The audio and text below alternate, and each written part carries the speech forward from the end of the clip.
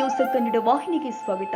ಭಕ್ತರ ಎಲ್ಲ ಸಂಕಷ್ಟ ದೂರವಾಗಲು ಪ್ರತಿ ವರ್ಷದಂತೆ ಈ ವರ್ಷವೂ ಹಮ್ಮಿಕೊಂಡಿರುವ ಶಿವ ಪಾರ್ವತಿ ಕಲ್ಯಾಣ ಮಹಾ ಉತ್ಸವ ಮತ್ತು ಅಗ್ನಿ ಪ್ರವೇಶ ಕಾರ್ಯಕ್ರಮವು ಯಶಸ್ವಿಯಾಗಿ ನಡೆದಿರುವುದಕ್ಕೆ ತೆಲಂಗಾಣದ ಶ್ರೀ ಪ್ರಭು ಗುರುಸ್ವಾಮೀಜಿ ಅವರು ಸಂತಸ ವ್ಯಕ್ತಪಡಿಸಿದರು. ತೆಲಂಗಾಣದ ಗಡಿ ಭಾಗದಲ್ಲಿ ಇರುವ ಯಾದಗಿರಿ ಜಿಲ್ಲೆಯ ಗುರುಮಠಕಲ್ ಮತಕ್ಷೇತ್ರದ ಕೋನೆ ಗ್ರಾಮವಾದ ನಸಲವಾಯಿಯಲ್ಲಿ ನಡೆದ ಅದ್ದೂರಿ ಕಾರ್ಯಕ್ರಮದಲ್ಲಿ ಮಾತನಾಡಿ, ರೈತರು ಸಂಕಷ್ಟದಿಂದ ದೂರವಾಗಲಿ, ಈ ವರ್ಷದ ಫಸಲುಗಳು ಉತ್ತಮವಾಗಿ ಬೆಳೆದು ರೈತರು ಸಂತಸದಿಂದ ಜೀವನ ನಡೆಸಲಿ ಎಂದು ಶುಭ ಹಾರೈಸಿದರು.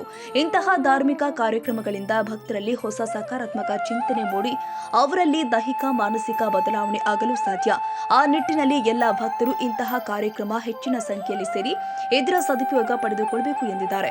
ಮುಖ್ಯ ಅತಿಥಿಯಾಗಿ ಆಗಮಿಸಿ ಮಾತನಾಡಿದ ಅಖಿಲ ಭಾರತ ಕೋಲಿ ಸಮಾಜದ ರಾಜ್ಯ ಸಂಘಟನಾ ಕಾರ್ಯದರ್ಶಿ ಉಮೇಶ್ ಕೆ ಮುದ್ನಾಳ್ ಮಾತನಾಡಿ, ಧಾರ್ಮಿಕ ಕಾರ್ಯಕ್ರಮಗಳಿಂದ ಮನುಷ್ಯ ಜೀವನದಲ್ಲಿ ನೆಮ್ಮದಿ, ಸುಖ, ಶಾಂತಿ ತರಲಿದೆ. ವರ್ಷದಲ್ಲಿ 2 ದಿನ ನಿರಂತರ ಪೂಜೆ ಕೈಂಕರ್ಯಗಳ ಮಾಡುವ ಮೂಲಕ ಈ ಭಾಗದ 16 ಹಳ್ಳಿಗೆ ನಸವಾಯಿ ಗ್ರಾಮಸ್ಥರು ಮಾದರಿಯಾಗಿರುವುದು ಶ್ಲಾಘನೀಯವಾಗಿದೆ ಎಂದರು.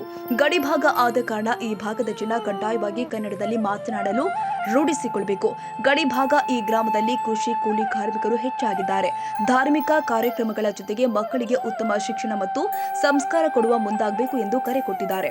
ಈ ಸಂದರ್ಭದಲ್ಲಿ ಹಲವರು ಉಪಸ್ಥಿತರಿದ್ದರು.